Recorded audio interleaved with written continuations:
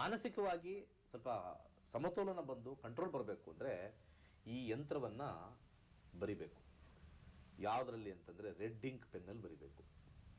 ಇದೇ ರೀತಿ ಚೌಕಾಕಾರ ಹಾಕಿ ವೈಟ್ ಪೇಪರಲ್ಲಿ ಚಿಕ್ಕದ್ರಿಂದ ದೊಡ್ಡದು ಬರಬೇಕು. ಚಿಕ್ಕದ್ರಿಂದ ದೊಡ್ಡದೇನು ಅಂತಂದರೆ ಮೇಲೆ ನಾರ್ತಲ್ಲಿರ್ತಕ್ಕಂಥದ್ದು ಮೊದಲು 20 ಬರಿಬೇಕು, ಅದಾದಮೇಲೆ ಸೌತ್ ಈಸ್ಟಲ್ಲಿ 21 ಬರಿಬೇಕು, ಅದಾದಮೇಲೆ ವೆಸ್ಟಲ್ಲಿ 22 ಬರಿಬೇಕು, ಸೌತ್ ವೆಸ್ಟಲ್ಲಿ 23 ಬರಿಬೇಕು, ಬ್ರಹ್ಮಸ್ಥಾನದಲ್ಲಿ 24 ಬರುತ್ತೆ, ಆಮೇಲೆ ಈಶಾನ್ಯದಲ್ಲಿ 25 ಬರುತ್ತೆ, ಹಾಗೆ ಈಸ್ಟಲ್ಲಿ 26 ಬರುತ್ತೆ, ವಾಯುವ್ಯ ಮೂಲೆಯಲ್ಲಿ 27 ಬರುತ್ತೆ, ಹಾಗೆ ದಕ್ಷಿಣದಲ್ಲಿ 28 ಬರುತ್ತೆ. ಇದರ ವಿಶೇಷ ಏನು ಅಂತ ಹೇಳ್ತೀನಿ ಇವಾಗ. ನೀವು ಹೇಗೆ ಟೋಟಲ್ ಮಾಡಿದ್ರೂ ಕೂಡ ಕೇತು ಮತ್ತು ಚಂದ್ರರ ಸಂಖ್ಯೆ ಬರುತ್ತೆ. ಕೇತುವಿನ ಸಂಖ್ಯೆ 7, ಚಂದ್ರನ ಸಂಖ್ಯೆ 2.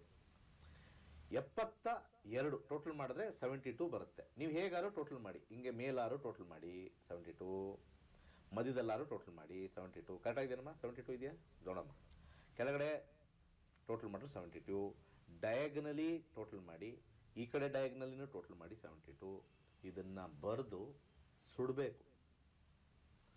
ಇದು 21 ದಿವಸ ಸುಡಬೇಕು.